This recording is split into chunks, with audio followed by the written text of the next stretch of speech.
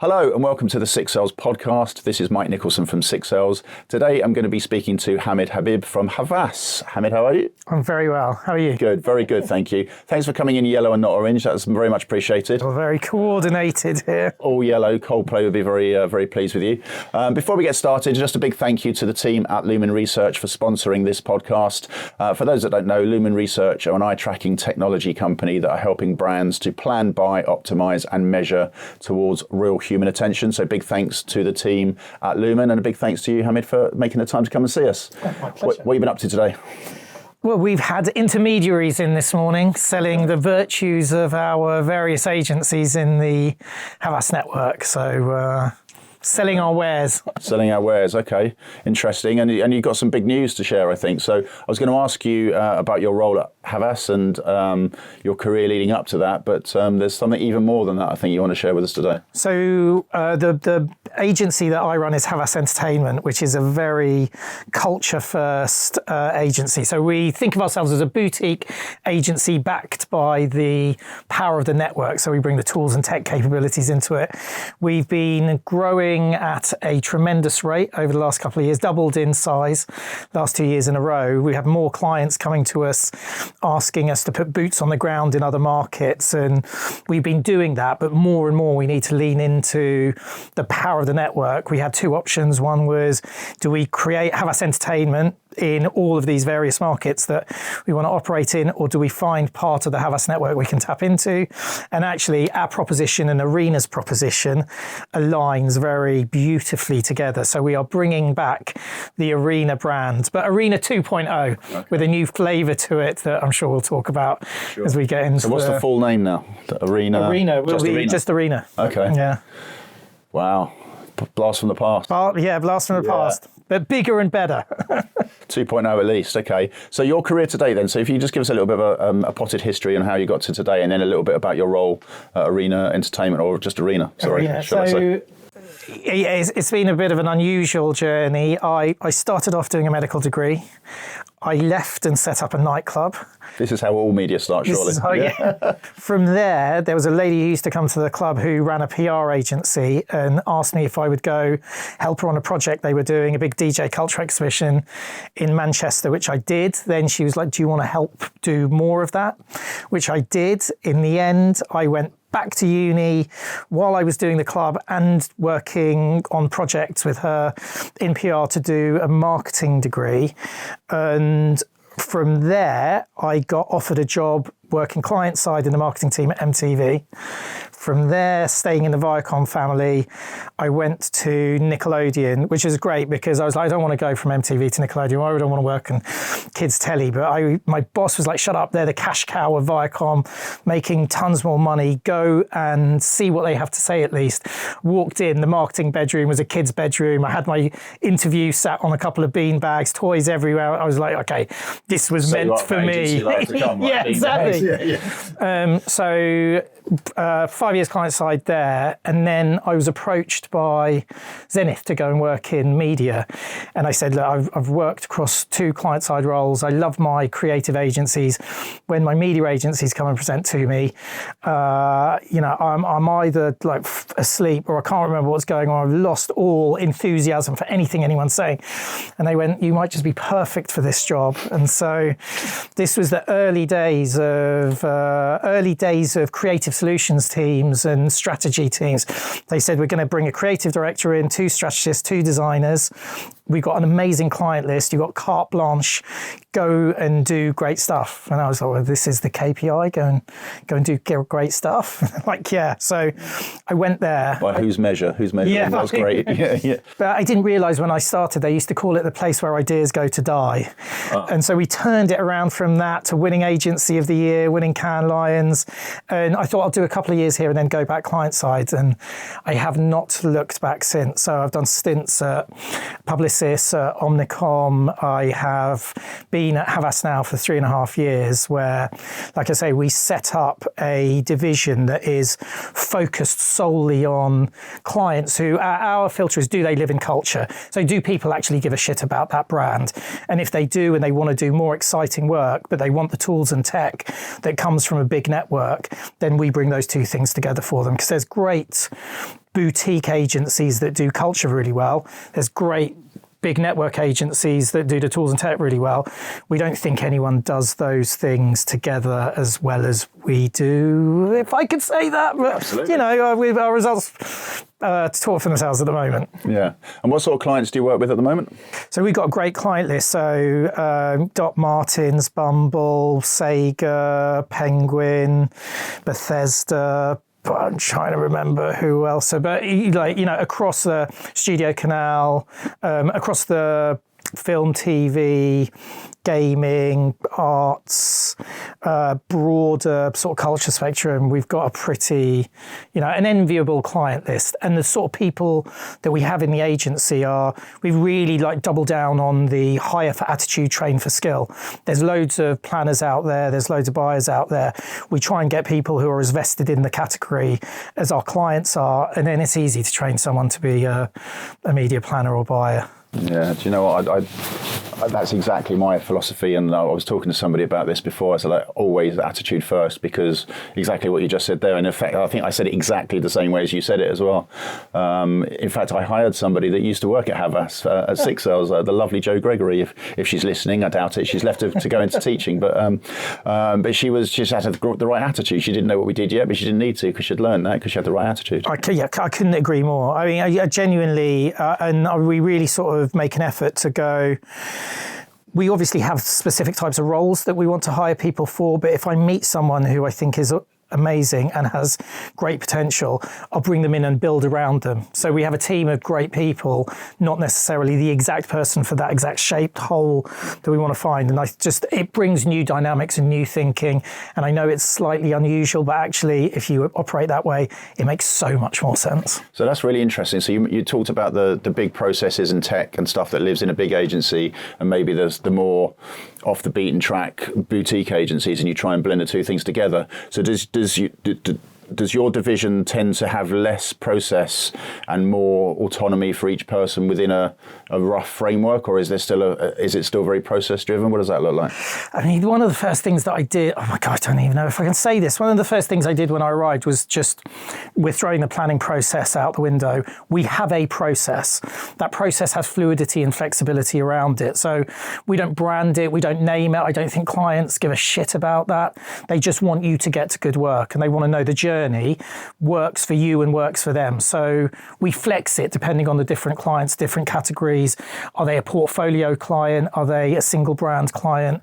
And along that journey, there are points where we bring different types of people in, and that might be a data strategist, it might be a more traditional strategist, it might be more creative strategist.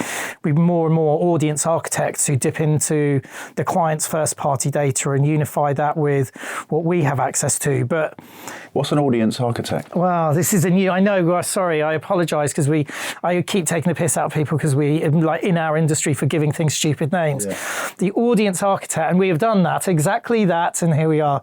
An audience architect is a relatively newish role we've probably had for 18 months or so, that is able to access all of the different data points that we can get hold of. So sometimes a client might not have access to their first party data for whatever reason. So we go, don't worry, we can supplement that with what we can see. Or they can, and they've got ways of accessing that. And we go, do you know what, this person's going to unify your data with our data and supercharge the way we identify audiences. We look at audiences through the lens of propensity as well. So, if you imagine on the grid, do they like you? Do they buy you? Top right is great, they like you and buy you. Bottom left is terrible, don't like you, don't buy you. And then we can overlay segmentations onto that. So we can see of your whatever this segment might be called, there's a bunch of people who aren't remotely interested in your brand. It's a much more sophisticated way of talking to audiences about how to be more effective in that top right, more efficient by taking that bottom left out the pool. But you need somebody who can dig into the data and make it simple for a client to understand. That's that's exactly their role. Yeah, there's certainly a lot of complexity in our industry. I think anything that can make it simpler is all right by me, shall we say? All right by me. So I know, well, I don't know actually with your new rebrand. Maybe it's changed, but I know you've been for the last few years at least around meaningful media and meaningful connections. What does that mean for those that aren't sort of familiar with it, and how does that manifest itself in your work? So there's a couple of things that we really push with our clients when we're thinking about the type of work that we want to do for them. And one of the first things we say is we will sacrifice some of the reach that we can buy for you to create more interesting work. Because if you're a brand that lives in culture, you need to have a point of view. You need to make those connections with your audience. And then the second is we will talk to you. We are a media agency first and foremost. Is that, sorry to just interrupt, is that more frequency with fewer people? Not necessarily more frequency, but you're just reaching fewer people in a more meaningful, higher impact, I actually give a shit about what I'm seeing way. Okay. The second part is we say to our clients, we will have a point of view and we will talk to you about your PR, your social, your creative, every aspect of your owned activity. Because again, if you're a brand that lives in culture, you need to bring those things together, and the integration is really, really important. So for us, those meaningful connections are, how do you become more interesting than your competition? And you know, there's a lot of marketing science that says you should be speaking to as many people as you can on as regular a basis, and we've all read How Brands Grow and stuff like that. I don't disagree with that. And if you're selling toothpaste, it makes perfect sense. If you're selling a pair of Doc Martens and they cost £200, you've got to do something to make people want you more than the next best thing. And that might mean then you have to sacrifice a little bit of your reach in order to make yourself more interesting. So it's a balance between... How does that conversation go? You're going to do what? Well, funny enough, with they're one of my favourite clients with them. I'm actually telling them to be a bit less interesting because they do so much. Right. They do so much stuff. But no, most clients buy into the philosophy of it. And, you know, our growth has come from having that conversation with them right up front. And we say, look, this is the way that we're going to behave. And so expect us to come to you with that. But like I say, it's got to be a balance between hitting a number of people that they're comfortable with. We're still getting a volume of reach that feels comfortable for us, but we have enough in there that means that we're going to stand out and get a disproportionate share of attention. We really double down on trying to find the sort of IP or the essence within the brand or within the campaign and push that out into different publishers, platforms and places in a way that's really sort of contextually relevant, rather than the old way of working where we go, here's your reach and frequency plan, we've saved a little bit of money on the side to do something wacky. Still happens from time to time, but I think that first approach is much more powerful. Does it make, if you're working with brands in culture, as you say, like Doc Martens, does it make the media selection even more important? Because I would say Doc Martens is a feeling. You feel like you're a Doc Martens client, right? And so customer, probably don't say client, that's, yeah, I'm too long in B2B. So you feel like you know, Doc Martens is a part of you. That's what I'm about, right? So then you're going to read certain media.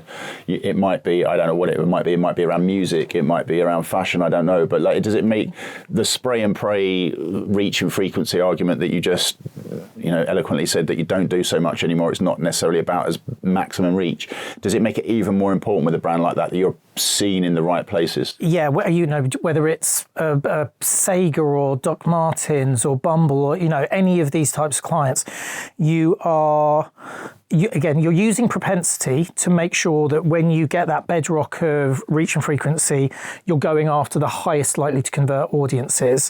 When you are looking at that budget then that is going to bring you that disproportionate share of attention, suddenly context becomes so much more important. So exactly what you're saying, where am I showing up? When I show up in those places, how am I doing it in a way that is going to get the audience to spend a little bit more time with me? So you're looking, and we spend a lot of time with Lumen as well. We're big fans and we work very, very closely in partnership with them. Now, some of that is on quite a functional level, on just the assets you put out there in the world. Are they garnering the right levels of attention? But then, you go up a notch from that. It's the places you show up, how you show up. Are you leading product first, or is there another bit of narrative that you have in there that you can weave the product into, because you're drawing the audience in through something they care about versus just trying to sell your wares. Yeah. I think there's this is an old example, but a Telegraph example of Matt Corey, I used to work with, always sort of tells me the story, but he goes, when Kenko came to them with we want to push our green credentials, but they went back and said, look, we can do that, and we can stick it in the eco section, but it doesn't really get much readership. What we think is far more interesting is what you're doing with gangs and in Costa Rica, wasn't it, I believe, and then how you're employing people so they get out of gang culture. So the entry point was gangs and what was going on in that space, and then they found a relevant way to be part of that story. And I think even when they started sponsoring it, the Telegraph carried that on for years afterwards, because it was a high interest area for their readership. So we're trying to always find that balance between selling product, but doing it in a way that the audience is interested in. And sometimes there's a more indirect route into that. I can't remember who the YouTuber is, and I only found out about them this weekend when I was watching another YouTube video. But there was a great example of what you're talking about there with the Kenko content strategy. The chap in question basically made leather goods. So he made handbags and purses and belts and stuff like that. And he went to a consultant and said, I want to sort of do some social media, but that's you can't just keep saying, do you want a bag? So what he did is he created a series called Is It Worth It? And he took a Prada bag and he just destroyed it. He basically just deconstructed it and then looked at all of the component parts and gave people his recommendation on whether that was worth it or not. Now, I think that's really, that gives you a universal interest. There's a lot of people interested in seeing something being destroyed and then waiting to find out if this leather expert thinks that bag's actually worth it or not. It's like a modern day version of, do you remember Does It Blend? Yes. Yeah. It's that, isn't it? So the guy would just be dropping iPhones or whatever just to show the power of the blender. Yeah. Of the blender. Yeah. But he didn't go there and go, hey, we've got a great blender. It's not engine blah, and it just visually tell funny stories that based on random things you chuck in. Everyone's glued to their screens and TikTok and many other social media platforms now. So that entertaining content is the stuff that gets attraction, right? 100%. Very interesting. So I wanted to talk to you, try and get into the weeds of what clients are asking agencies for these days. I think, again, 30 years in the industry, so when I started, I think it was a fairly simple question. It's like, here's my media budget, go and do good stuff with my media budget. But I think it's changed a lot from everyone I've spoken to and just being in the industry. But if I was to get all of the RFPs that you've replied to on the table now, what common themes would be running through them? What does the client want from the agency today? Well, a few clients could go on brief writing training. Should I say that? Anyway, there's actually, there is some truth in that. There's varying degrees of quality in what clients are asking for. Part of it is there's so much more that we can measure now. So sometimes you get briefs with just the KPIs are wild because you go, look, you've got a limited amount of money. The assets that you have or the type of work that we're going to be able to do to respond to this brief isn't going to be able to answer all of these things that you can measure. So first of all, we need to have a better conversation on what are we actually trying to achieve. Awareness, consideration, buzz, word of mouth, perceptions of price, perceptions of quality, all of this stuff we can track.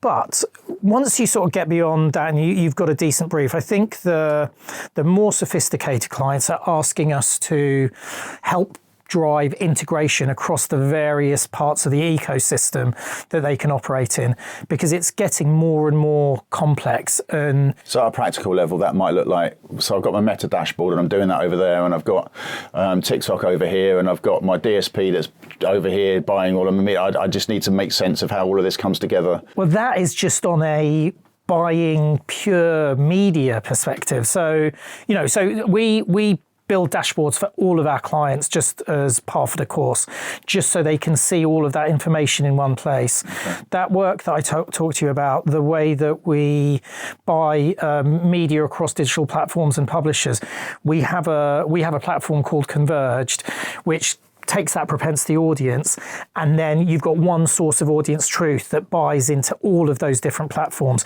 So with one set of metrics. So we're making that bit easier for clients. So it's almost like that's just table stakes now, and the more sophisticated agencies will have their own versions of that. The what I'm talking about is, let's assume that we can make the media buying part of it easier and straightforward. Then you're going, okay, how do I weave in, I've got an experience going on as part of this activity. How do I make sure that that is working alongside the media? What my social team, and that might be in-house, it might be us, it might be an external agency, the content creators that they're working with, the like their own assets and their own channels, and suddenly, you've got an octopus of tentacles going on, various in-house teams, agencies, sometimes competing with each other, sometimes with different owners at the client's end, and you go, somebody needs to bring all of that together. And then sometimes you are empowered to do that by the client. Sometimes it's just, you've got to make friends with the various teams and go, look, we're not trying to land grab. And I think historically media agencies have been very land grabby versus other agencies that they work with, creative agencies and so on, and go, how do we come together? Now, it's easier with culture first clients, because if you want to beat the competition, all of that stuff has to work together really seamlessly. And so we play really, really nicely with in-house teams and other agencies. And I think because my background is in-house as well and agency, I get it, and I get some of the tensions. And we really sort of double down on, we just want to bring people together and find the best solution and collectively get to the right answer. But more and more, the more sophisticated clients will be going, help us do that, because it takes time, it takes effort. It's not difficult. It's just time and energy. Yeah. How do you convince a client of that? Because there's been a period of time, hasn't it? When I say that, sorry, you said a lot of things there and I just said that, but in terms of how you play really nicely with other agencies and become a part of their team, because I think that's probably going to be increasingly important, especially when some parts of media can be handled by the client themselves and they've chosen to do so within housing, going as it's going. So having a partner, having a media agency partner that you feel isn't going to try and block other agencies or not play nicely with another part of the agency group because they're taking budget that you wish you had and all of the rest of it. I think that's going to be quite important, and probably earlier on, I would imagine, in an in-housing scenario, that feeling that maybe the different component agencies aren't going to like that very much and maybe they're going to be difficult was probably strongest. So how do you dissipate that and sort of reassure clients that you walk the walk? It's usually there'll be a CMO who just wants it to work. So it's not, when you think about where's the challenge at the client side, it's not usually at that level.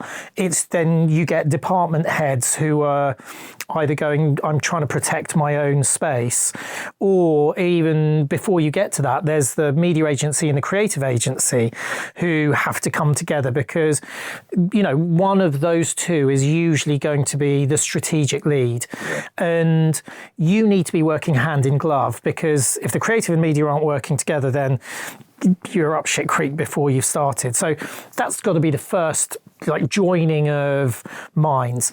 Once you get beyond that, then it's really, a lot of it is reassuring performance team that you're not trying to steal their budget and move it into brand, or the vice versa. You reassure the brand team that you're not trying to steal their budget and move it into performance, depending on the type of relationship that you have with the client and the bits that you do for them versus the other agency. We really, we talk about, before we get going, having a shared measurement framework. So we all know what the different agencies are doing and what their role is in bringing the various components together so the sum is greater than the individual parts. And if you have that shared philosophy from the beginning, it makes everything much easier to put into action. This is easier said than done, by the way, because sometimes you might have a client that is over investing in one area versus the other, and no one wants to relinquish that budget, or it's all bottom of the funnel and they don't have enough money in upper funnel, vice versa. And so then we go, all right, we need to put more money into some mid funnel activity that will do a job for both of you, and gently start moving towards a more collaborative approach where people see we're heading towards that shared growth goal, not trying to cannibalize anyone's specific area. But it's a journey, and sometimes it depends on how a client is set up. Is there one person at the helm of all of those things? Do they have equals who are competing with each other or collaborating with each other? So we have, variety of flavors of clients and challenges. Yeah. You mentioned there that either the creative or the media agency is going to lead the strategic direction. I think I was going to say in the old days then when I first started, that was nearly always the creative agency. Are you seeing that changing? Do you know what? It genuinely varies from client to client, and the flavour of the work that client does, and the level of spend they have, therefore the level of service that they get from their agency. So I think the bigger spending clients will have a very strong strategic lead at the creative side, and then they will be in the driving seat. But again, for me, it's just like it's coming together. So the media agency knows who the audience is and where the audience growth potential is. They're never going to be able to put together a story in as compelling a way as the creative agency can, because they've got different types of people who've got different skill sets. But if those two parts can work together, then suddenly you're getting the best of both worlds. With some clients, they want to be very audience-led, like tell me where the growth is going to come from, set that up, and then we go to the creatives, and then their role comes in after that, and then we come back in again after. But there are, I don't want to say handovers, because it shouldn't be my job here is done and then on to you. It should be a collaboration. But there are bits where different agencies can bring more to the party than their counterpart, and they set the next stage of the process up. Yeah. So I haven't really answered your question. No, I think you have. You have, and I was gonna slightly tongue in cheek say that's the right way around to do it, which is the media first and then the creative, because otherwise creatives like to create big, beautiful things, right? Like 90-second TV adverts or whatever it might be, and that's great. But if we find out after you've done that all of your audience are on TikTok, that's not so helpful. So I'm really passionate about this. And in my lifetime, media and creative kind of were separated. Roy Sutherland on the podcast called it something like fucking deranged, like as a decision. He talks about it a lot. Yeah. And I love it when he talks about it. And I agree with that. And I think as we're getting into the minutiae of being able to measure attention to media, we understand, as if we didn't know already, but we understand how important the creative is, which means that we need to, I think, to my logical, simple brain, media and creative need to be spoken about at the same time, both from planning, buying, measurement, optimization, and everything. Karen Nelson-Field, sorry, just to add to that, from Amplified Intelligence, another attention company, talks about each media placement as having a floor and a ceiling of its possible attention. Yeah. So even if it was a blank white space, it would get 0.1 seconds because of where it is. And if it had an amazing Dr. Martens ad in there, then it might get 3 seconds. But that's your window. And therefore, the creative can be the difference between 0.1 seconds and 3 seconds with exactly the same media spend. You're literally mentioning all of my favourite people, by the way, as well. So, yes, I agree with all of those people. The one thing that I would slightly challenge you on is, challenge might be a bit of a strong word. Sometimes a brilliant idea can just be something that grabs the public's imagination, and they do not always come from a media insight or a media audience or a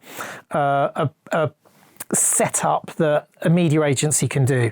And this is where I think media agencies also have to have the humility to be able to look at work that a creative agency does and go, do you know what, that is brilliant, and we're going to find a way to make that famous, and we're going to take that creative thought and we're going to amplify it and find ways of bringing it to life in the various platforms and publishers that we work with. I know we overquoted the Cadbury's Gorilla ad did not come from an audience insight. I mean, maybe there's something retrofitted in a wallpaper. It's just brilliant, and it captures the imagination of the audience. So most of the time there's a logic flow to it. Sometimes brilliance can come from nowhere, and I think that's when a brilliant relationship is, let's just work together to make this thing famous. So the thing I'm going to go back to on Cadbury's Gorilla thing, because I think that's a good example of your point and my point, both together. So Matt Stockbridge used to work at Mondelez. He's been on the podcast. He was basically effectiveness, analytics, insights. And if you found out, let's say, through your planning process that, just go back again to, let's say, all of our growth is going to come from Instagram. That's where we can reach the maximum. I know it would never be this linear, but I'm keeping it simple. You wouldn't make a 90-second Phil Collins drumming gorilla ad because it wouldn't work in there, because no one would ever watch it. So it has to work together, right? And so that's why, to my brain, I can't see it the other way around. I can take it if it's like, I don't know. What am I trying to say? I'm trying to say that if you don't, you need to know where you want to go, how are you going to say it? Because otherwise. Okay. I mean, at the simplest, you can go there. Do you know what? Our audience exists in this space, and if we can absolutely nail some power of the spectacle moment, let's just own. And I don't know if they did a 90-second in Coronation Street or whatever it was. If we just own that, there's going to be X million people watching it. They will then subsequently go and talk about it. So you could go, right, for us, we need to put ourselves on the map. We are going to go big. We're going to be the final of X Factor, Britain's Got Talent, whatever it might be. And that is a media decision that is setting up creative, but there's still, I guess, what you do creatively is wide open. I'm not saying that should always be the case. I mean, do you know what? I was having the conversation with someone the other day about, why do we just get good ads at Christmas and then the other 11 months of the year they're awful? I know what awful is, when I'm being a little bit mean, but at Christmas time I actually want to watch. Yeah. I mean, I probably shouldn't say this for someone who works in this industry, but I actively, I sit there going, what's coming up? I want to watch the ad, rewind it, watch it again. Obviously, I work in the industry, so I'm more interested. But the other 11 months of the year, I'm skipping through loads of terrible ads and then pausing to watch, and that one looked interesting. So we should creatively be investing more time and energy into that stuff. Yes, media should set up who and where and what platform that stuff should be on. But I think we have lost our way a little bit with the imagination that goes into the type of work that we can create. 100%. So taking digital as one channel and creativity, where do you think we are in terms of creativity in digital channels? On a scale of 1 to 10, with 1 being awful and 10 being don't be so silly. It's tough because there is so much stuff out there. I guess if you looked at the top 10%, you'd go, the top 10% is probably getting better. But the breadth of stuff that just goes into social landfill is also getting bigger and bigger and bigger. So it's harder we see the top 10% because we work in this industry and we share the best examples of what happens and things win Cannes Lions, and we celebrate all of that glory. When I go onto social platforms, my goodness, the dirge of rubbish that I have on there is growing by the minute. So from a consumer's perspective, it's probably getting worse. The peak of what we can do is getting better, but it's drowned out by rubbish.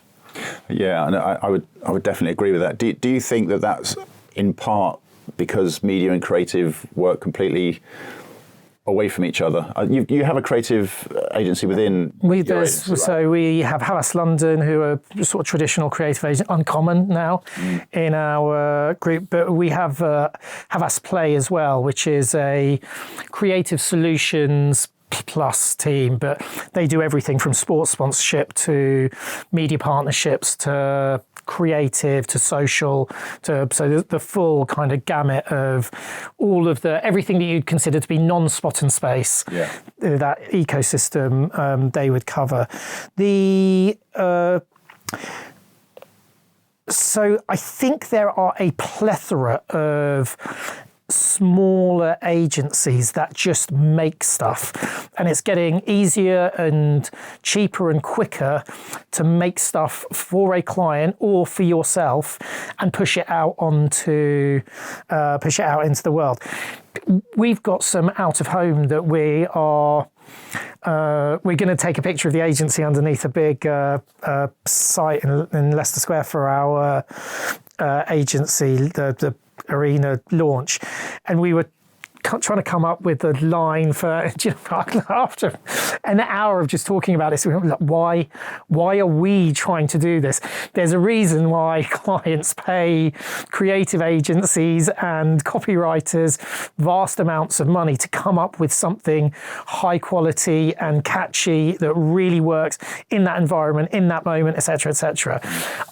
But you don't have to do that. You can become seemingly an expert in your field pretty quickly, but you're putting out decent work, but the decent work is not as good as the agencies that have invested time, energy, effort into recruiting the right people, training the right people, inspiring those people. So it's easier to get something okay out into the world. It costs very low money. Cost, barrier to entry is virtually nothing. Exactly. Yeah. And so there's hundreds of agencies now of varying sizes pushing that sort of stuff out to various degrees of effectiveness for clients as well. There are very expensive agencies that it's probably getting harder and harder because smaller agencies are coming to clients going, I can do that for you at a fraction of the price. That's true, but it lacks strategy, it lacks insight, probably lacks the quality. It's a difficult, where the world's going to be in 10 years from now is interesting. I'm not sure I know what the answer is. Yeah, no, me neither. It feels like, and I don't throw anyone under the bus, obviously, but it feels like with digital, especially when programmatic came into being, that 90% of the effort was spent on trying to find the right audience and doing all of the planning and the optimization, and then it was like, oh, we're going to need an ad to go into these slots, almost like it was an afterthought. But it just, from the outside looking in at some of the crap creative, may I say, it's like you've spent all that time trying to reach that audience, and that's what you're giving them. No brands or agencies mentioned, but no, I completely agree with you. I think. Unfortunately, it's part of the nature of what's happened. You're right. Programmatic came along. Suddenly you are, as an agency, having to invest more time, money, energy into recruiting a different type of person, recruiting those teams, getting audience architects, whatever it might be. And there's complexity in that world. And then suddenly, right, you've got a team there, but then you're going, actually, every pound I spend or client spend isn't converting into a straight up pound in that publisher. The money's being lost along the way. How do we unpick all of that? And the energy and effort that's put into making that side of the business work is immense. And while that has been going on, and while the investment has been going on in that space, I think agencies have really forgotten about the creative side of things. We really, like little plug here, but sorry, we really double down on that side of things. I mean, partly because I so believe in that, and I think we're the smallest of the networks, and we've got a little bit more life licensed, and we're born from a group that is creative in nature. So our brother and sister agencies are, Universal Music and Studio Canal and Gameloft. Like we don't just have media agencies and advertising agencies on the left and right of us. So that creativity sits at the heart of everything we exist for, and we do. It's in our DNA. And so I really, really double down on that. We've got various flavors of different types of creative people in our business. It is really easy to spend all your time and energy just going, how do I target well and get to that person, and forget that we need to be interesting, because it's the bit the consumer actually sees. Oh, yeah. I mean, just like genuinely, it's at the end of the day, it's utterly pointless. You could have found exactly the right person in the right moment at the right time, right? Tick, tick, tick, tick, tick, and then stick something guff in front of them. You failed. Yeah. And if we put as much energy into making sure that thing that we put in front of them is as compelling as the stuff that happens behind the scenes, we would be winning all over the place, but we don't. And unfortunately, I think many agencies have de-invested in that space or relinquished responsibility of that to a creative agency. Creative agencies don't have the same level of sophistication we do, so aren't thinking about platforms, formats, publishers in the same way that media agencies are, and there is a disconnect. And then you get a failing of, as you say, you stick it in front of the viewer, I don't care. Yeah. So the blancmange of relentless ads that I'm faced with every time I stick my Insta on. So a slightly tactical question. If there was a scenario where you got a client, and I appreciate every client's different, but just curious about this. So you've got a client and they've got a big creative agency, shall we say, that does their TV, and then they have a big media agency, or what, do you call yourself a big? You got a bit of both? No, I never want to be. Yeah. We're in that sort of. We will always be. Challenger mentality, regardless of what size. Fine. So they've got a big creative agency, a challenger media agency. For the digital creative, do you find, because of the cost that is associated with building a TV advert, creating a TV advert, that they then have a secondary creative agency that will work on their digital assets, or is it normally through the same creative agency? That's the first part of the question.